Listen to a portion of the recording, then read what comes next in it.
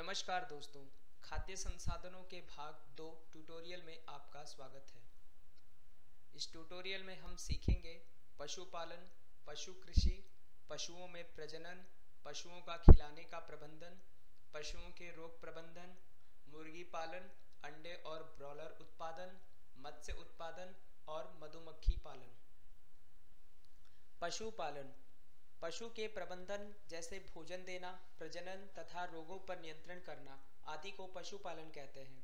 पशु भेड़, बकरी, मुर्गी और मत्स्य उत्पादन पशु कृषि आधारित खेती में सम्मिलित हैं। मानवीय व्यवहार के प्रति जागरूकता होने के कारण पशुधन खेती में कुछ नए परेशानियां भी आ गई हैं। इसलिए पशुधन उत्पादन बढ़ाने व उसमें सुधार की आवश्यकता है। पशु संकरण द्वारा पशुओं की अधिक दुग्धोत्पादन करने वाली प्रजातियों का विकास हुआ है। इन संकर जातियों में उत्तम उत्पादकता तथा उत्तम रोग प्रतिकारक क्षमता होती है। पालतू पशुओं को उचित गुणवत्ता युक्त पोषण आहार की पूर्ति करना आवश्यक है। इसके अतिरिक्त इन्हें रेशेदार खाद्य तथा भरपूर मात्रा में शुद्ध पेयजल उपलब्ध होना अनिवार्य है। पशु कृषि के दो उद्देश्य हैं। पहला दुग्ध उत्पादन और दूसरा पशुओं द्वारा कृषि का कार्य। दूध देने वाले मादाओं को दुधारू पशु कहते हैं। पहला गायें, वैज्ञानिक नाम बॉस इंडिकस है। दूसरा भैंसें, वैज्ञानिक नाम बॉस बुलेविस है। पशुओं द्वारा दूध उत्पादन। दूध से हमें विभिन्न विटामिन जैसे कार्बोहाइड्रेट, प्रोटीन, वसा, खनिज और विटामिन प्राप्त होता है। दूध हमें अधिकांश गायों और भैंसों से प्राप्त होता है। भैंसें गायों की तुलना में दूध अधिक उत्पादन करती है। दूध उत्पादन पशु के दुग्ध श्रवण के काल पर कुछ सीमा तक निर्भर करता है। लंबे समय तक दुग्ध श्रवण काल के लिए विदेशी नस्लों जैसे जर्सी, ब्राउन स्विस का उपयोग करते हैं। पशुओं की नस्लें। भारत में गायों और भैंसों की कई लोकप्रिय नस्लें हैं। डेयरी गायों को 3 श्रेणियों में विभाजित किया जा सकता है। पहले देसी नस्ल। देसी नस्लों में रोग प्रतिकारक क्षमता बहुत अधिक होती है। उदाहरण के लिए रेड सिंधी और साहीवाल। विदेशी नस्लें। इनमें लंबे समय तक दुग्ध श्रवण के लिए विदेशी नस्लों का चुनाव किया जाता है, जैसे जर्सी और ब्राउन स्विस। तीसरा संकर नस्लें। यदि इन दोनों नस्लों में संकरण कराया जाए तो एक ऐसी संतति प्राप्त होती है जिसमें दोनों ऐच्छिक गुण होंगे, जैसे करण स्विस। पशुओं को खिलाने का प्रबंधन। दूध देने वाले पशु के आहार की आवश्यकता 2 प्रकार की होती है। पहला अनुरक्षण की आवश्यकता के लिए। आहार जो उसके स्वास्थ्य को अच्छा बनाए रखे। खाद्य पशुओं के स्वास्थ्य के रख रखाव के समर्थन करने के लिए सभी पोषक तत्व होते हैं। दूसरा दुग्ध उत्पादन के लिए। खाद्य जो दुग्ध उत्पादन को बढ़ाए, इसकी आवश्यकता दुग्ध श्रवण काल के समय होती है। पशु चारा के घटक पशु आहार के अंतर्गत आते हैं। पहला चारा। खाद्य जो मुख्य रूप से रेशे होते हैं। चारा युक्त भोजन जैसे हरी घास, फलियां, सूखी घास आदि होती है। दूसरा सांद्र। सांद्र जिसमें रेशे कम होते हैं और प्रोटीन तथा अन्य पोषक तत्व जैसे मक्का, जई, ज्वार, चना, गेहूं आदि अधिक मात्रा में होते हैं। तीसरा चारा संकलनी। दूध देने वाले पशुओं के स्वास्थ्य और दुग्ध उत्पादन को बढ़ावा देने के सूक्ष्म पोषक और हार्मोन युक्त खाद्य का उपयोग किया जाता है। पशुओं के रोग प्रबंधन। पशु अनेक प्रकार के रोगों से ग्रसित हो सकते हैं, जिनके कारण उनकी दूध उत्पादन क्षमता में कमी अथवा उनकी मृत्यु भी हो सकती है। पशु रोगों परजीवी, बैक्टीरिया और वायरस के कारण होता है। पशु के परजीवी 2 प्रकार के होते हैं। पहला बाह्य परजीवी। इनसे पशुओं को त्वचा रोग हो सकता है। दूसरा आंतरिक परजीवी, जैसे कीड़े, आमाशय तथा आंत को तथा पर्णकृमि यकृत को प्रभावित करते हैं। अतः परजीवी जैसे कीड़े, आमाशय तथा आंत को तथा पर्णकृमि यकृत को प्रभावित करते हैं। संक्रामक रोग बैक्टीरिया और वायरस के कारण होता है। अनेक विषाणु तथा जीवाणु जनित रोगों से पशुओं को बचाने के लिए टीका लगाया जाता है। मुर्गी पालन। अंडे व मांस के उत्पादन को बढ़ाने के लिए मुर्गी पालन किया जाता है, जो प्रोटीन तथा वसा का सबसे अच्छा स्रोत है। अंडों के लिए अंडे देने वाली मुर्गी का पालन किया जाता है तथा मांस के लिए ब्रॉयलर को पाला जाता है। ब्रॉयलर के आहार में प्रोटीन तथा वसा प्रचुर मात्रा में होता है। ऐसी मुर्गियां जिन्हें मांस पैदावार हेतु पाला जाता है, उनके आहार में प्रचुर मात्रा में प्रोटीन होते हैं। मुर्गी की नस्लें, इसे 3 भागों में विभाजित किया जा सकता है। पहला, देसी नस्लें। ये नस्लें केवल भारत में होते हैं, जैसे असील। दूसरा, विदेशी नस्लें। ये नस्लें अधिक अंडे देती है, जैसे सफ़ेद लेगहॉर्न।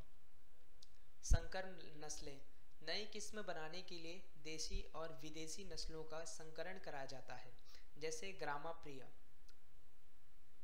संकरण प्रजनन के द्वारा निम्नलिखित विशेषताएं प्राप्त किया जा सकता है। पहला, उर्वरता की वृद्धि और मुर्गी के अंडे देने की क्षमता। दूसरा, मांस उपज में वृद्धि। तीसरा, कम रखरखाव की आवश्यकता। चौथा, बड़े आकार के अंडे। पांचवा, कम आहार की आवश्यकता। छठवां, उच्च तापमान को सहने की क्षमता। सातवां, अंडे देने वाले तथा ऐसी क्षमता वाले पक्षी जो कृषि के उतोत्पाद से प्राप्त सस्ते रेशेदार का उपभोग कर सके। अंडे और ब्रॉयलर उत्पादन।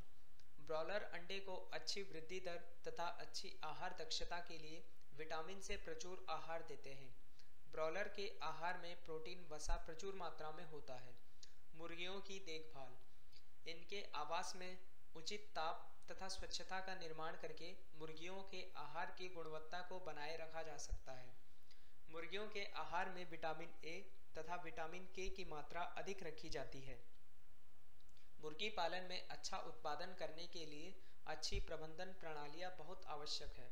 इसके अंतर्गत इनके आवास में उचित ताप तथा स्वच्छता का निर्धारण करके मुर्गियों के आहार की गुणवत्ता को बनाए रखा जा सकता है। रोग प्रबंधन। जीवाणु, विषाणु, कवक, परजीवी तथा पोषणहीनता के कारण मुर्गियों में कई प्रकार के रोग हो सकते हैं। उचित स्वच्छता। नियत रूप से रोगाणुनाशी पदार्थों का छिड़काव रोगों से बचाने के लिए आवश्यक है। जीवाणु, विषाणु, कवक, परजीवी तथा पोषणहीनता के कारण मुर्गियों में कई प्रकार के रोग हो सकते हैं, अतः सफाई तथा स्वच्छता का विशेष ध्यान रखना चाहिए। इसके लिए नियमित रूप से रोगाणुनाशी पदार्थों का छिड़काव और टीकाकरण आवश्यक है। मत्स्य पालन। हमारे भोजन में मछली प्रोटीन का एक समृद्ध स्रोत है। इससे हमें विटामिन ए और विटामिन डी प्राप्त होता है। मछली प्राप्त करने के 2 तरीके हैं। पहला, मछली पकड़ना प्राकृतिक स्रोतों द्वारा। दूसरा, मछली संवर्धन, मछली पालना। मछलियों के जल स्रोत जैसे नदी, तालाब, समुद्र आदि हैं। समुद्री मत्स्य पालन। भारत का समुद्री मछली संसाधन क्षेत्र बहुत अधिक मात्रा में समुद्री तट तथा इसके अतिरिक्त समुद्र की गहराई तक है। सर्वाधिक प्रचलित समुद्री पॉम्फ्रेट, मरकला टूना, सारडाइन तथा बॉम्बे डक है। समुद्री मछलियों को पकड़ने के लिए विभिन्न प्रकार के जालों का उपयोग किया जाता है। कुछ आर्थिक महत्व वाली समुद्री मछलियों का समुद्री जल में संवर्धन भी किया जाता है। इनमें प्रमुख है मुलेट, भेटकी तथा पर्ल स्पॉट और झींगा। दूसरा, अंतःस्थली मत्स्यिकी। ताजा जल के स्रोत नाले, तालाब, पोखर तथा नदियां हैं। खारे जल के संसाधन जहां समुद्री जल तथा ताजा जल मिश्रित होते हैं, जैसे कि नदी, मूक तथा लैगून की महत्वपूर्ण मत्स्य भंडार। इसमें प्रमुख है मूलेट, पर्ल स्पॉट, रोहू, मैकेरल, कवचीय मछलियां जैसे झींगा, मत्सल तथा ऑयस्टर आदि। मधुमक्खी पालन। मधु या शहद का सर्वत्र उपयोग होता है, अतः इसके लिए मधुमक्खी पालन का उद्योग एक कृषि उद्योग बन जाता है। शहद और मोम मधुमक्खियों से प्राप्त होते हैं। शहद ऊर्जा के स्रोत के रूप में इस्तेमाल किया जाता है और इसका उपयोग औषधि के लिए भी किया जाता है। मोम का उपयोग औषधि तैयार करने के लिए किया जाता है। मधु की कीमत अथवा गुणवत्ता मधु के चारागाह अर्थात उनको मधु एकत्र करने के लिए उपलब्ध फूलों पर निर्भर करती है।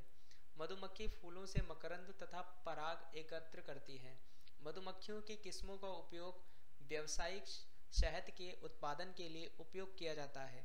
ये है एपिस सेरेना इंडिका भारतीय मधुमक्खी, एपिस डोरसेटा सैल मधुमक्खी, एपिस फ्लोरा छोटी मधुमक्खी, एपिस मेलिफोरा इटली की मधुमक्खी।